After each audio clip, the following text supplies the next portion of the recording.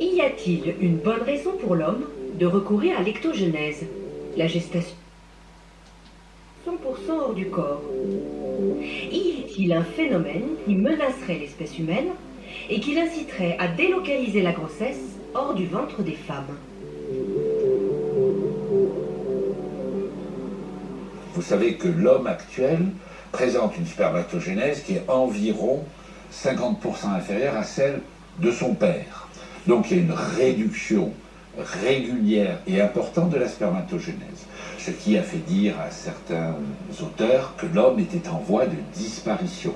Eh bien, Steinbeck a montré que cette diminution de la spermatogénèse trouvait son origine dans la vie fœtale à travers une contamination du testicule fœtal par les pesticides et autres perturbateurs endocriniens.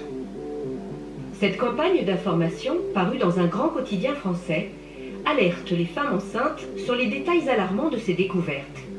Dans le sang du cordon, on identifie plus de 250 produits chimiques. Donc on peut dire que l'enfant naît déjà contaminé. On retrouve des pesticides, on retrouve des phtalates, on retrouve du bisphénol A, on retrouve des détergents, bref, tous les perturbateurs endocriniens présents dans l'environnement de la jeune femme enceinte se retrouvent dans le sang du cordon. C'est dire que, contrairement à certaines idées reçues, le placenta ne joue pas son rôle de barrière. Et si le ventre n'est plus l'endroit idéal de la gestation, la société choisira-t-elle de mettre à l'abri ses rejetons dans un bel utérus artificiel, labellisé bio, garanti sans perturbateurs endocriniens, à l'abri des dangers du monde extérieur? Et si c'était la moins pire des solutions? S'il existait un utérus artificiel sûr, c'est-à-dire sur lequel on peut compter sans danger, eh bien, à mon avis, ce serait mieux du point de vue des relations interhumaines d'utiliser un utérus artificiel plutôt qu'une autre femme.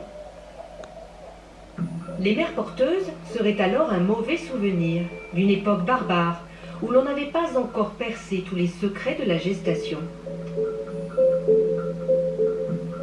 L'aventure de la procréation médicalement assistée serait terminée. Plus besoin du ventre de personne. La bataille contre la stérilité serait enfin gagnée.